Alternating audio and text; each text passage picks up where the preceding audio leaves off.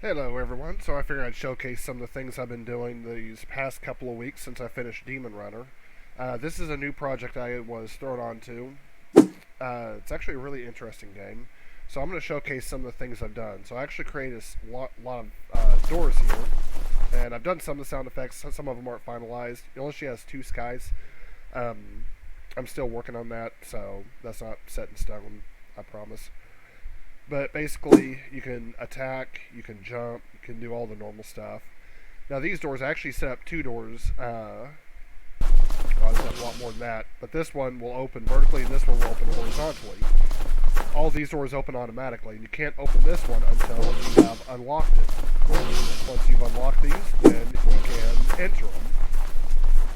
These doors right here require input control. So if I go down here, we just jump through these real quick. These require a key. You cannot open them until you pick up the key, and then you can open them. Now, of course, these are the same way, where you have to use a panel, but they also require an input action. And lastly, we have these, which require input action. And by the way, these are automatic doors. These right here are lock doors. So if I grab the key, I can interact with it. So then we have this little guy. You can actually get into a pushing animation and start pushing it wherever you need to. And you can't just run into it and push it. You actually have to interact with it and push it. But me, I don't want it here, so it can go away. There we go. So that's the first theme that I worked on. I created the character controller. I also created the sound effects that you are hearing. I didn't do the doors or the artwork for the doors, but I did set up the animation for them. I did the artwork for the keys and the control panels. I actually set up a canvas on the control panels, and that's what's controlling the text on the screen. The next thing I have done is the intro level. So whenever you hit start, there'll be a simple cutscene that plays. It'll kind of like show the entire level. That was interesting. So it'll show the entire level, and then it'll stop right about here. The camera will fade to black, and then we'll see the player character again. So you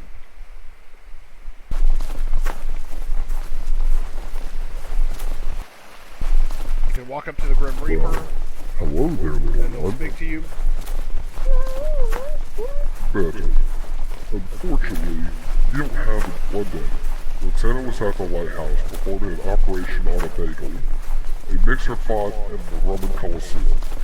A letter was sent to Starbucks where the employees screamed in pain due to a cactus. The red wine sizzled in a pot, and the camera looked at the luggage and waited to eat the cupcake. Do you understand? Yes, I understand. So these boxes here are actually apples. You'll pick up the apples, and you can see I'm actually getting the apples in my inventory. If you're wondering why I already have these items, that's because the way that this scene is set up. I've actually created a full-on inventory system, and I've already played this level several times, so I haven't deleted my data, but that's why I have all these things. I already have a book, so I don't need another book, but if you don't have the book, then you cannot use the alchemy table over here. You can access it, but you can't make anything. So if we put an apple over here, we can alchemize, and I now have 5 seeds. Oh, that's interesting. Okay. Edge case. Yep, edge case. Yay.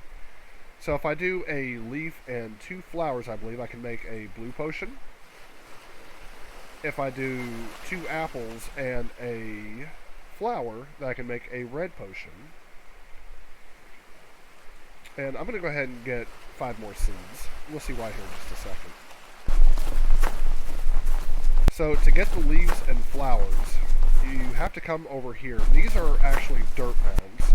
Still waiting on the art assets for those. So if we plant the seeds on the dirt mounds, you'll see that I have 4 leaves and 2 flowers.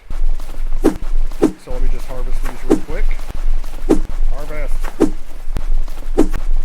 Keep hitting too early. There we go. Now I have 13 leaves and 11 flowers.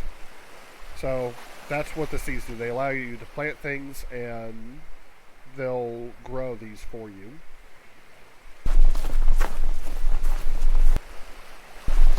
So the next thing I'm going to showcase, and actually I just saw an edge case right there, so yay. So the controller I used for the door, or the scripts I used for those doors you've seen previously, that's actually what controls all the doors in this game. It's just each door has a different animation controller on it. But we have a little ghost guy over here, so I'm going to capture him, or take him out if you will. It costs mana, but then he'll drop a plushie. Still waiting on the artwork for that. I'll go ahead and grab the plushie. Before I had 2, now I have 3. You can come over to this altar over here to refill your mana, and I'm just going to come back into the graveyard. You don't have to be in the graveyard to do this. I'm just choosing to come here. So I'm going to click on this guy, and you'll see that it drops this orb. This is like a spirit or ghost form of the plushie. As long as you're in range, you can actually use a red potion, and it will release his spirit. So that's the project I've worked on so far, and by doing so, you actually open up this gate back here. These 2 trees will open up so you can finish the level.